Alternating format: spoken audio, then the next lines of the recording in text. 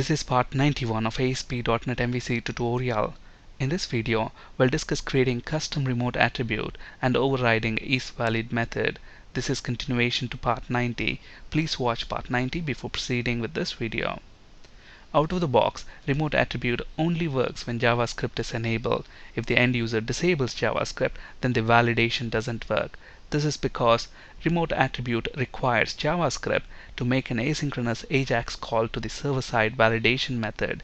As a result, the user will be able to submit the form by passing the validation in place. That's why it's always important to have server-side validation.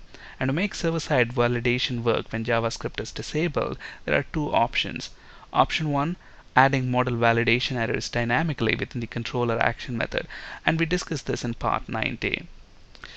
But then, delegating the responsibility of validating model data to a controller action method violates separation of concerns principle within MVC. It shouldn't be the responsibility of a controller action method to validate model data. It should be the responsibility of the model itself. And model should be using validation attributes to validate model data. And if you remember in the previous session, to validate this username property, we used a remote attribute. But this remote attribute works only when JavaScript is enabled. If we disable JavaScript, then it's not working.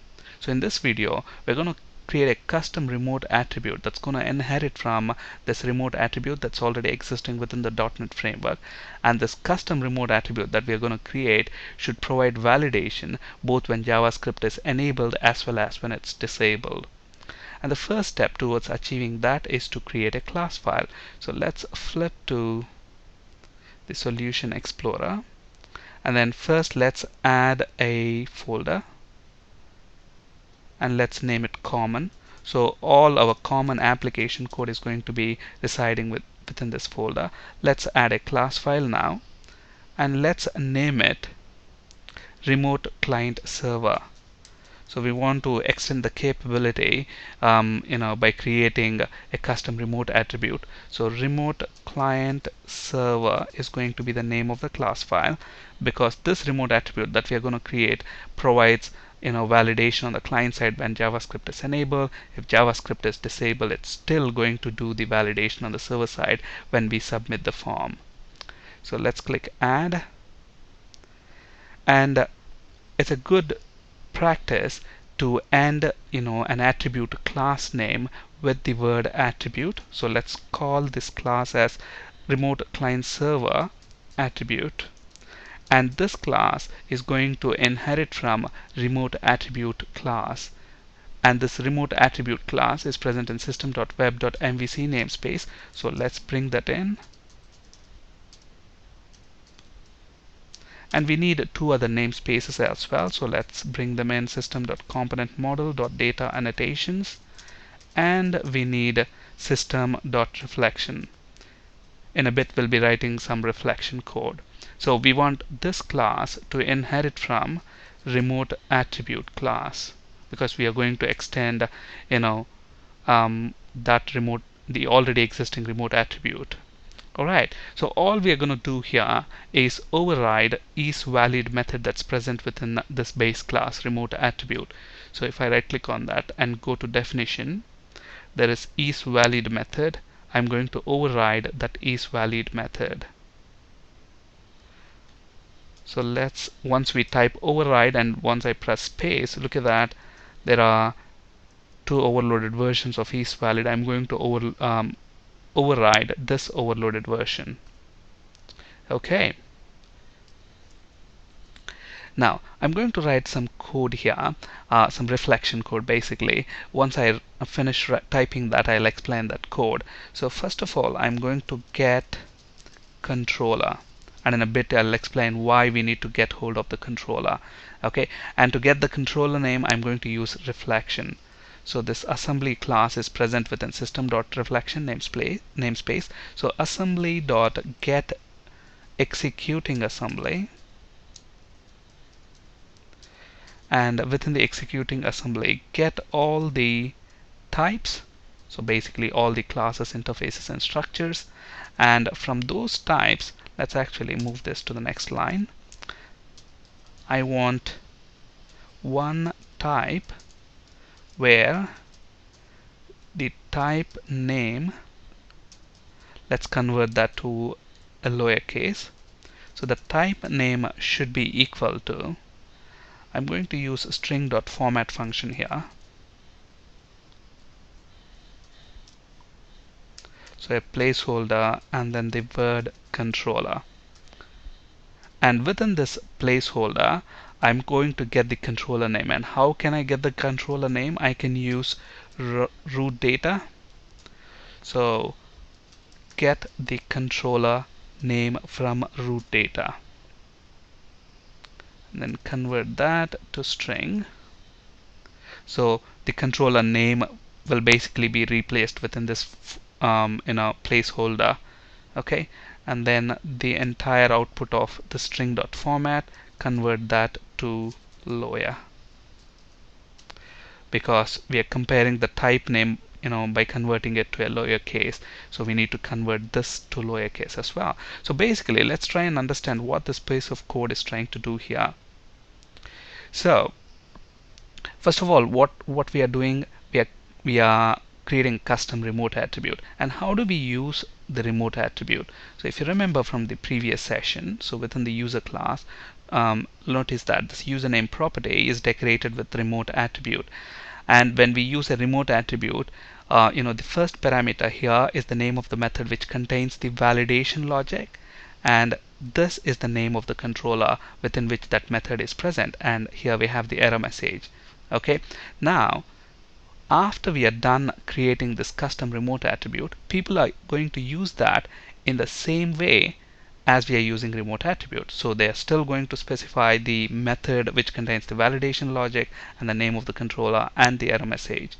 Okay, so at this time, when at the time of designing this remote attribute, we don't know what will the name of the controller be, what will the name of that method be. That's why we are using a reflection code here. So we are using reflection to find out the name of the controller and the name of the method which contains validation logic. Okay, so basically what's going to happen when we compile this project, okay, so here the name of the project is MVC demo. So when we compile this project here, if you look at this home controller, for example, home controller is nothing but a class, right? So this class will be compiled into the assembly. Okay, so the class and the methods, everything that's present within this project will be compiled into this MVC demo project. And when we run the project, which assembly is getting executed? Nothing but this MVC demo assembly. And this assembly is going to contain the validation method as well as the controller in which that validation method is present. So basically both the controller and the method are going to be residing within this executing assembly. Okay, and that's the reason why, look at this, I'm using this assembly class, and this has got the static method get executing assembly, which will basically return this MVC demo assembly. And on that assembly I am invoking this get types method. So get types, what is this method going to do? It's going to return all the types within the assembly. And when we say types, what do we mean? We mean classes, structures, interfaces, all the types basically.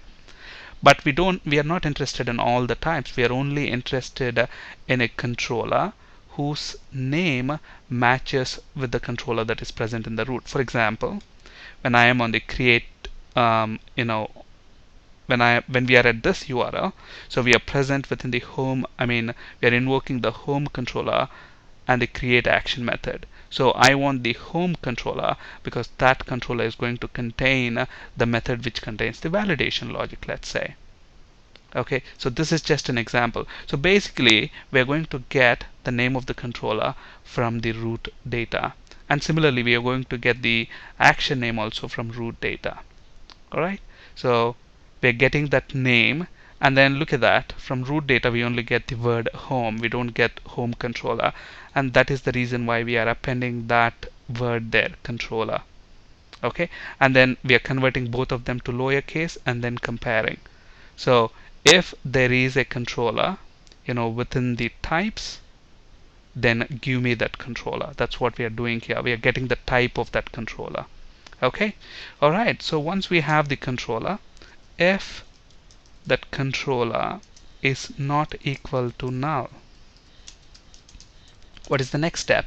We need to get the action method, which contains the validation logic. Okay, so to get the, and that action method is obviously going to reside in a controller, so I'm going to use that controller which we have just retrieved. And look at this, controller is of type, and this type class has got this method get methods function, so which is basically going to return all the methods which are going to be present within that controller. Okay, and if you look at this get methods, what is it returning back? It's returning an array of method info objects, but we are not interested in all the methods. We are only interested in the method which contains the validation logic. So get methods dot first or default, and we need to specify the name of the method. So let's call this maybe method, such that method dot name, again let's convert that to lawyer for comparison, equal to, how am I going to get the name of the action method? Again, let's use raw data.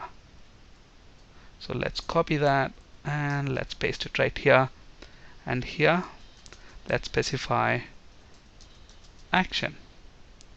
Okay, so return me that action method. Okay, and since we are using first or default, we are only going to get one method info object back. So let's store it in a reference variable of type method info, and maybe let's call that action. Okay, and if action is not equal to null. Okay, so for what did we do? We got the controller which contains the method and the method itself. Next step is to create an instance of this controller and then invoke the method. Okay, so to create an instance of this controller, so first of all let's create a variable of type object. So here instance is of type object because we don't know whether if it's going to be home controller or if it is, you know, student controller, employee controller. We don't know the type. That's why we are using reflection to retrieve the controller, and that's why we can't hard code here whether if it is going to be an object of type home controller or student controller, employee controller. You know, that's the reason we are using you know, the instance type as object. Okay, and to create an instance of the class that we are going to get, I'm going to use this class activator, and this class has got a method create instance, and to this method we just need to pass the type. So what is this method going to do? It's going to create an instance of that class, and then it's going to store in this reference variable. Okay, so we have an instance now. The next step is to invoke this action method. Okay, now obviously I cannot say instance dot action. Okay, so how are we going to invoke this action method? Again, so action dot invoke. So I'm using invoke function on that method info object, and look at this. Obviously when we have a customer object, and then let's say for example that customer object has got save customer method. So, and if it's an instance method, you have to create an instance of that customer class. So customer C1 equals new customer, and C1 dot save customer details. You know, you invoke the method on the instance of that class. So similarly, if you want to invoke a controller action method, you need an instance of that controller, and that instance is right here. And then I'm invoking this function, so we need to pass, look at this, to this invoke method we need to pass the instance of the controller as well.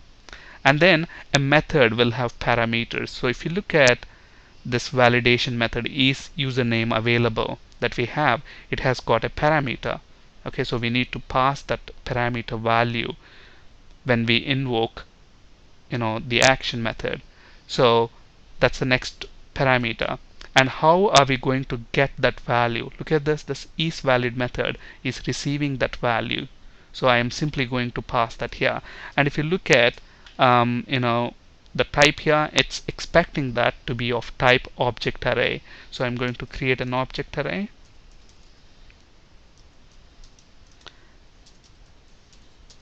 and then pass the value that's coming into this function. Okay, so obviously when we invoke that function, look at this, when we invoke this function, what is going to happen? It's going to return some result back, right? So similarly, when we invoke the function, we are going to get some result. So I'm going to store that in an variable of type object again, and let's call it maybe response. Okay, so if once we get the response, so that is, this function is going to return something back, but then for the remote attribute to perform validation on the client side, it should return a JSON result. So basically, I'm going to check if response is of type JSON result. So if response is JSON result, then what am I going to do? I'm going to typecast this response to JSON result. And then I'm going to get the data out of that. So whatever data that method returns, and look at the return type of data. Again, it returns an object type.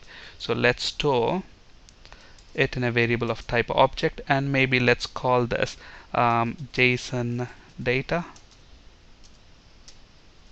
Okay, now this method which contains the validation logic, what type of data should it return? It should return a Boolean data, because if we want the validation to succeed, this method is going to return true. If we want the validation to fail, this method is going to return false. So basically it has to be JSON data, because we want the validation to be done on the client side as well. Okay, so another check that I'm going to make, if this JSON data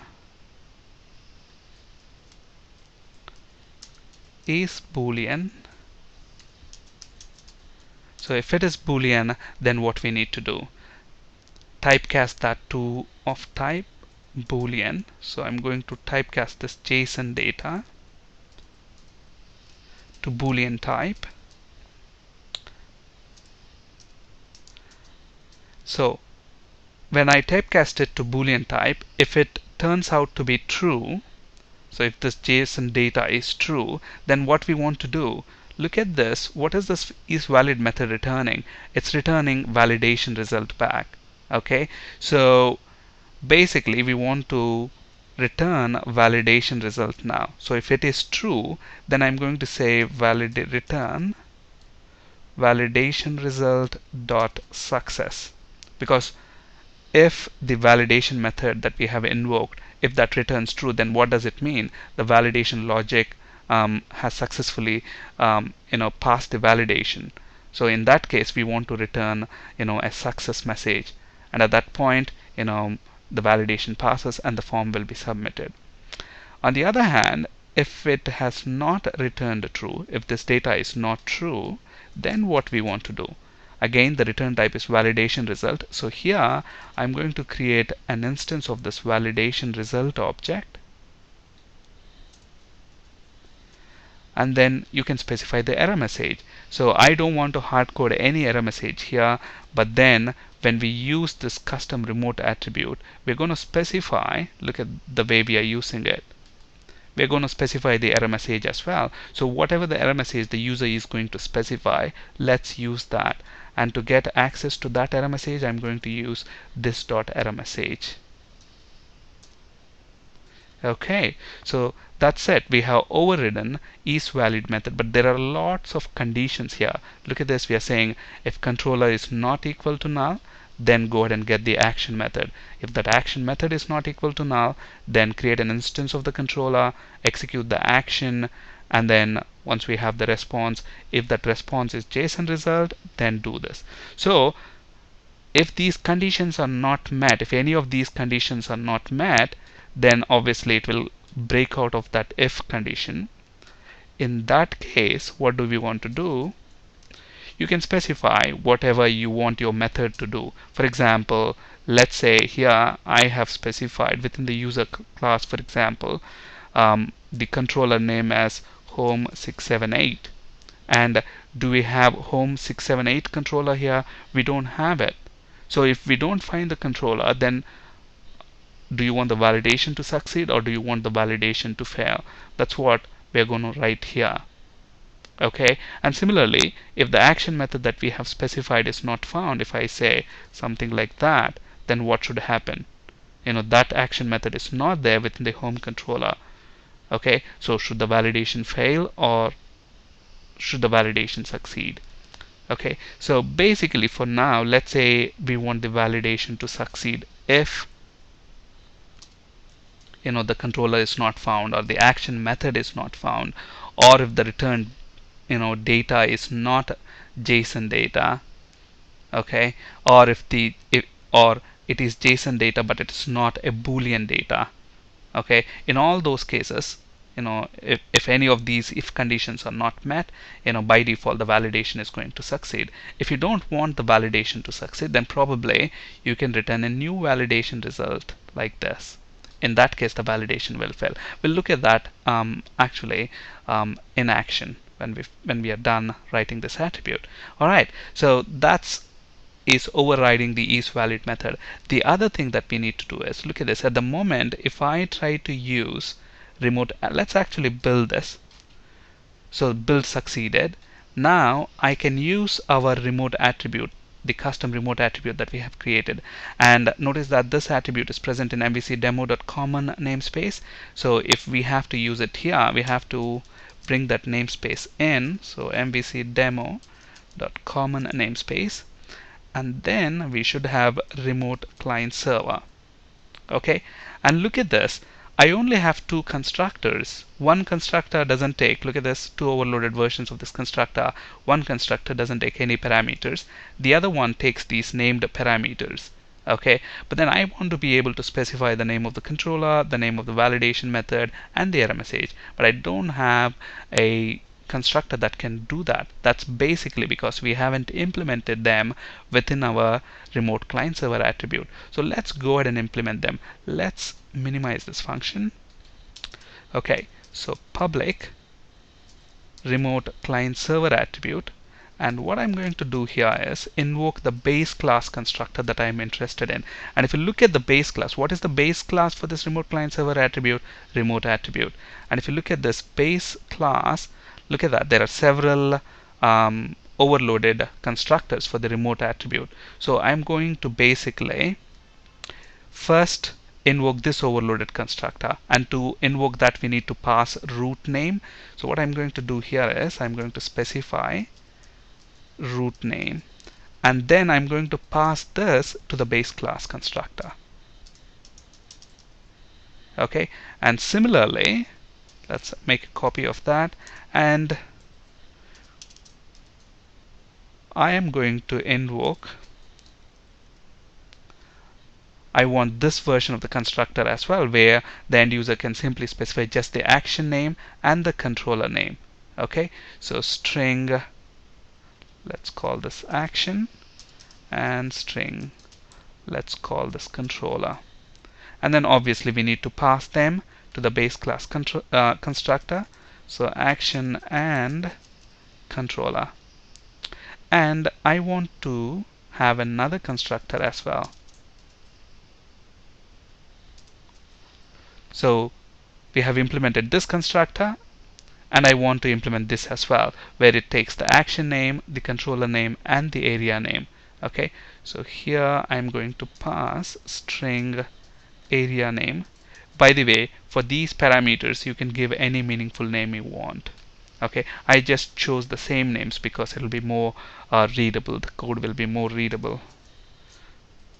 Alright, so we are done implementing the constructors as well. Now if we go back to the user class and look at this, the moment I open up the parentheses, look at this, now I have 6 versions of the constructor, but I am going to use this overloaded constructor where we can specify the action method that contains the validation logic, the controller that contains that method, and error message. Okay, so I'm going to copy this and pass it as the arguments for this remote attribute.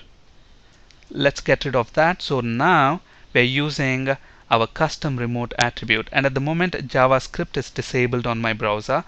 But let's go back to our home controller, and if you remember in the previous session we have delegated the responsibility of validating model data to the controller action method by including this logic here. So I'm going to comment that, because we don't want our controller action method to be responsible for validating model data. So I'm going to build this now, and let's reload this view. So at the moment JavaScript is disabled. Look at this. So JavaScript is blocked on this page. So the page has reloaded, and within the database we already have test username. Look at that, we don't get client-side validation. That's basically because JavaScript is disabled. But when I click create, we should get the validation error message. Oh, for some reason it is still posting back to the server and the user is created. Let's see why. I mean, let's actually put a breakpoint, and then we will debug that. So when we post the form, it should actually invoke this function. Within our home controller we should have is username available. Look at that, that is returning JSON result, and we should have the data.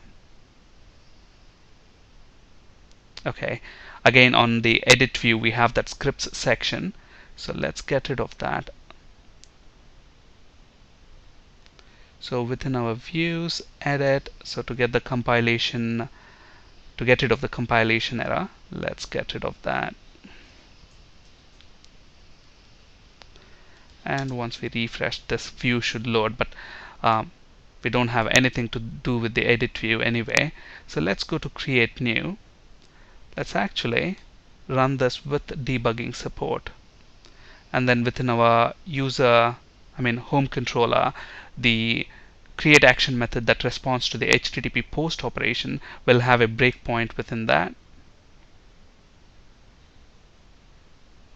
So this is the method that we want to be invoked. Our remote client server attribute should be invoked. So basically this IsValid method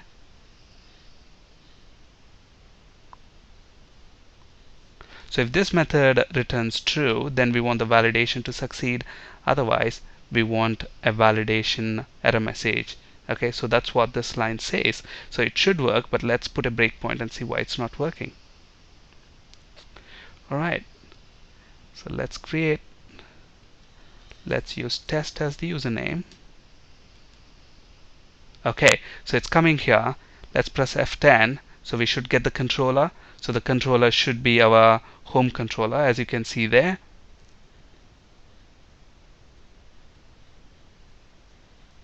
So controller is not null, and we should get our action method. For some reason, action method is null. So let's see why. So that's the reason why it didn't find the action method. So basically, so this .root data.action, that should give us the action method. So let's check immediate window. So action is username available. We get that. And get methods should also return that. Let's look at our comparison. Oh, look at that. We are not converting this to lowercase, and that's why it's not matching. So let's disable this. Let's detach all. Let's convert that to a lowercase. Okay, let's build the solution once again. Let's reload this view. Let's create new user. Let's try with test. Click. Look at that, we get the error message as expected, username already in use. So this is the server-side validation. Now let's enable JavaScript and see if the client-side validation works as expected. But before we do that, one thing that I want to do is, look at this. When we use this remote attribute within our user class, we are specifying this as the function name. Let's say, for example, I'm using, one at the end. Is username available one? But within the home controller, do we have is username available one? We don't have it. So obviously the method will not be found. So in that case, what's going to happen? The validation is going to succeed because it returns validation success. Let's actually look at that. So let's build the solution. Let's refresh this and let's enter test. Click create. Look at that, the user is created. That's because if we don't find the action method, the default behavior is to make the validation succeed. But if you don't want the validation to succeed, all you need to do is return the error message instead of success as the validation error. Instead of success. So let's build this and let's create new.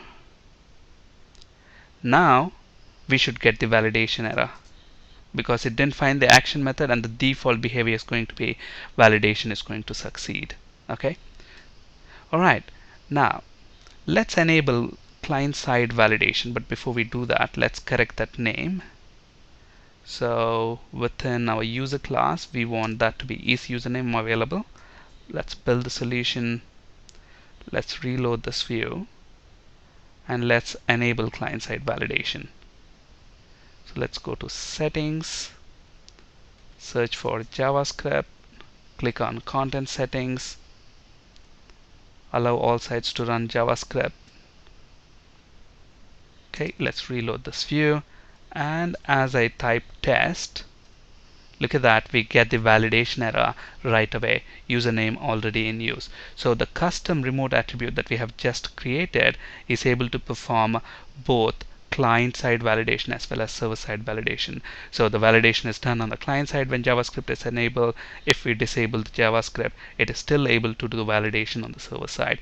In fact, if somebody asks you in an interview, can you give me a practical example of where have you used reflection in your project, you can give this as an example.